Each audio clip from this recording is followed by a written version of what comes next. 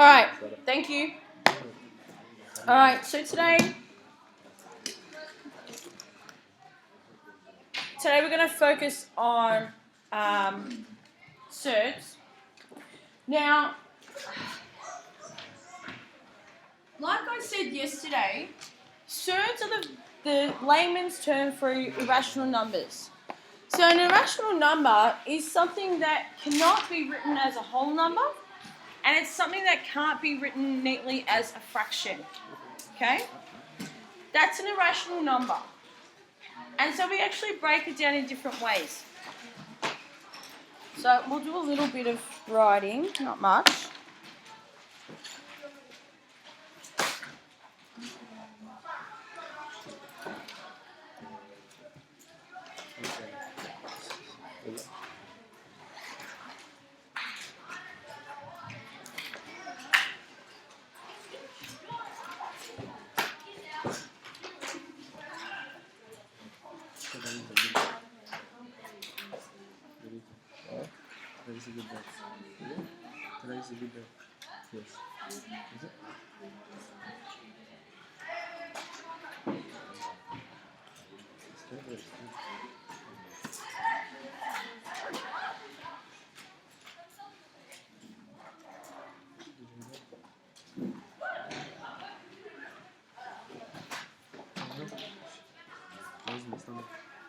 So,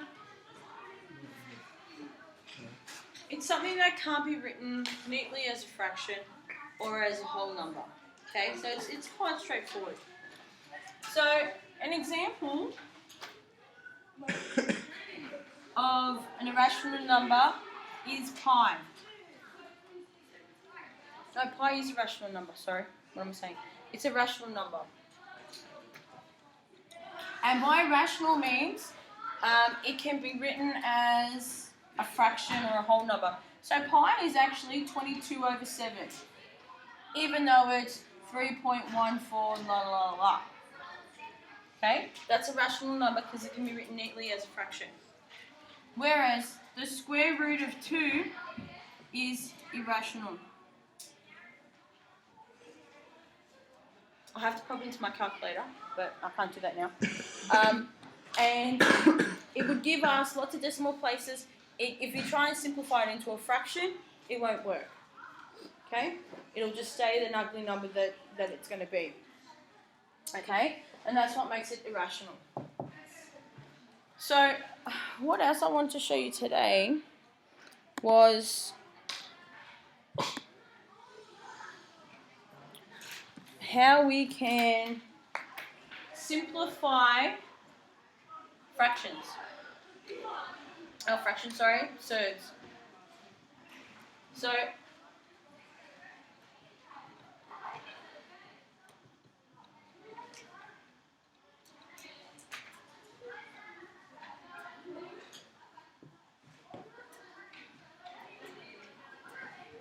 to simplify where possible.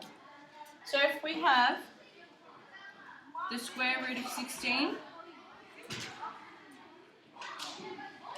the square root of 5,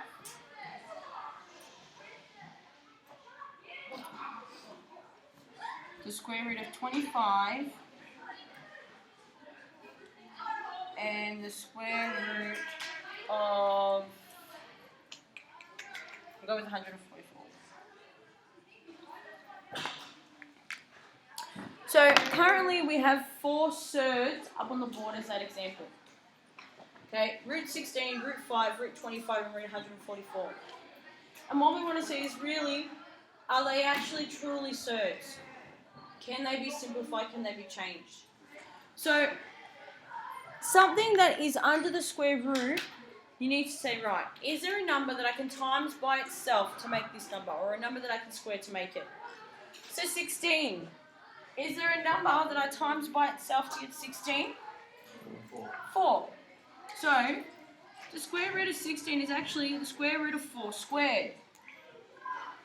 But the square root and the square cancel out because they are the inverse of each other. So we actually end up with 4.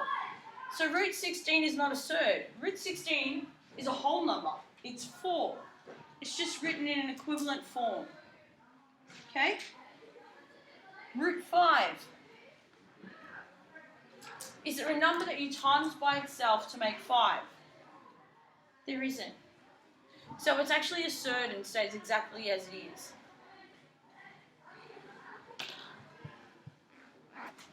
What about root 25? 5. You square 5 to make 25. So that's the same thing as saying that root 25 is the same as root 5 squared. The root and the squared cancel out, and we're left with just 5. So root 25 is a whole number. It's not a surd, it's not irrational at all. And what about D? Root of 144. 12. It's 12. I'm not going to do the in-between step. So root of 144 is also a whole number. Root of 121 is a whole number. That's 11. So what we're doing now is we're actually deciding if we can just simplify something. Okay, and this is where times tables come into it. So you need to know your times tables. You can do this on your calculator, but I only want you to do it as a checking tool. I don't want you to do it as the answer. Because when I give you a test and you're not allowed to have a calculator, you're going to find it very stressful, and I don't want you sitting there stressing out for 25 minutes, freaking out because you can't do your times tables because you've just been using your calculator the whole time. Okay? So that's what I want to show you is when we simplify surds, the times tables become really important, and you need to know your square numbers. Okay? So do you remember the term square numbers? Yes? No? Yeah? Okay, so I'll quickly remind you up here. Square numbers. So we're looking at the following. 1, 4, 9, 16, 25, 36, 49, blah, blah, blah, blah. They're just the first 7. They're square numbers because we squared a number to make them.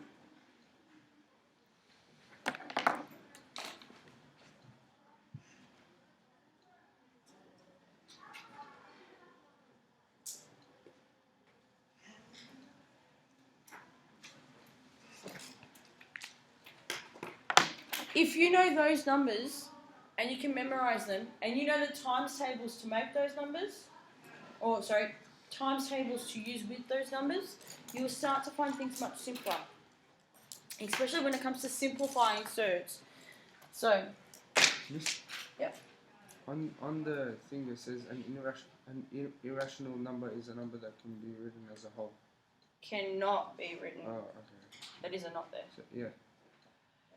So,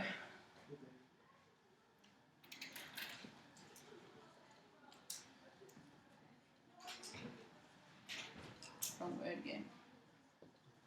Simplify surds. So as an example, if I've got the number 8, root 8, and I want to simplify that, I can actually change the way it's written. This is called an entire surd.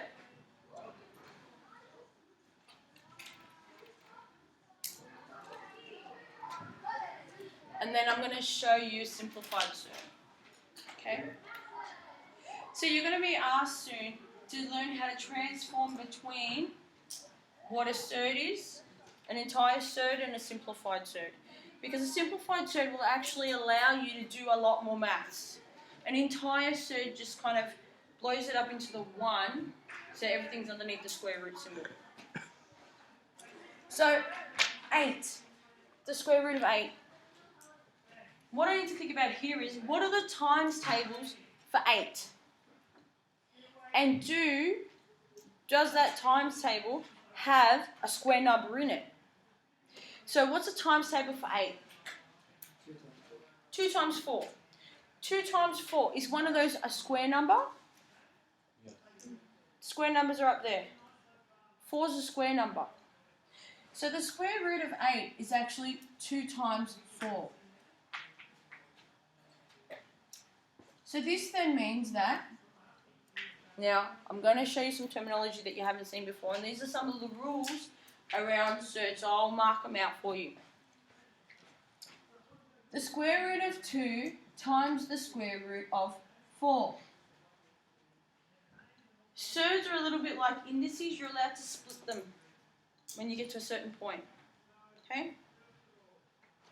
So I'll make a little list down here.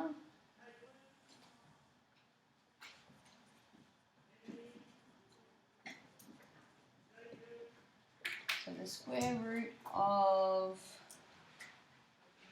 a times b can be the square root of a times the square root of b. Okay, that allows us to separate them. So this then means that the square root of 2 is an irrational number.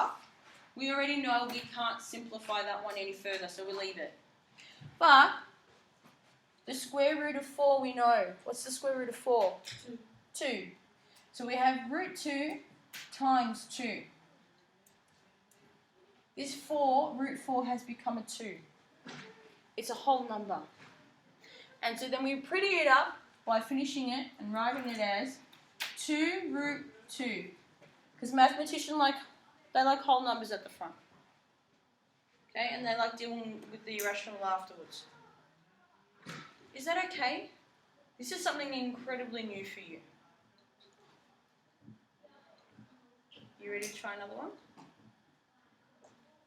Or have I affected you too much at this point in time? So the 2 just stays there. Yeah. And then, and then that's it. And you leave it as that, and it's a simplified surd. So you've simplified it. If you get a big problem now where you've got to add things, or you've got to times things, or you've got to divide, you're able to do it much simpler using this simplified version. But you're not doing those steps today. Today we're just looking at changing the surd and seeing if whether it's a whole number or whether it's an irrational number. Okay? So we're going to break this down into itty bitty steps. Is that okay? Do another one.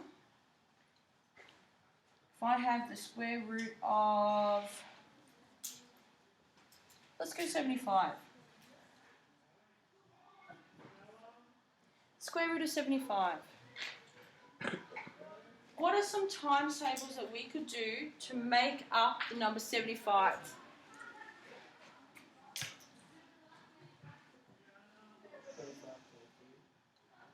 25 times 3. Would you want to use 25 times 3?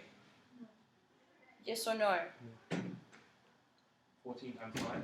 14 times. I'm going to write these down. We've got 25. Oh, sugar. That's a 2. What did you want to use the lowest possible? 25. What was 25 times 3? Sorry, and 14 times 5. 14 times 5. Now these are all equal to 75. Looking at those two times tables. Moses? 25 times 3. You would want to use the 25 times 3. Because you can square root to 25. Because you can square root to 25. You want to make sure you've got square numbers in there. 25 is one of the square numbers. Because you can take the square root of it, and that will simplify your surd. That's what you're looking for. So it's good to practice different times tables. Even though your one wasn't right, it doesn't matter. It's about trying. So we've got 25 times 3. Now, we can use our rule again and split the surd up. The square root of 25 times the square root of 3. Square root of 25 we know is just 5 times root 3. And because they're multiplying, we can get rid of the multiplication sign and just write it as 5 root 3. And so we have simplified that surd. Isn't 15 times 5 75? Yeah, it's 15. Oh, is it 15? Sorry.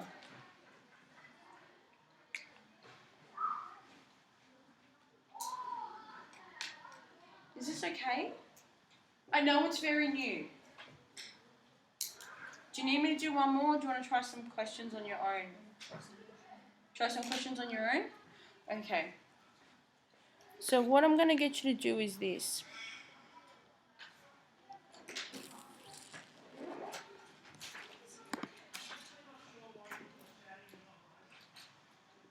Now you are allowed to use your calculator today for these questions. So I will get you to do, now I think I've actually written it on sector. And I'll double check it quickly. Today I have asked you to do question, so from exercise 12.1. Question 2, pick out 10. Question 4, 6, and 8 to 13. They're the questions I would like you guys to have a go at today. And look, it's all about working and just hammering it out. Okay? So, see how you go. And I'll move around the room and I'll give you a hand. If there's anything that comes up that I've missed, I'll do it up on the board.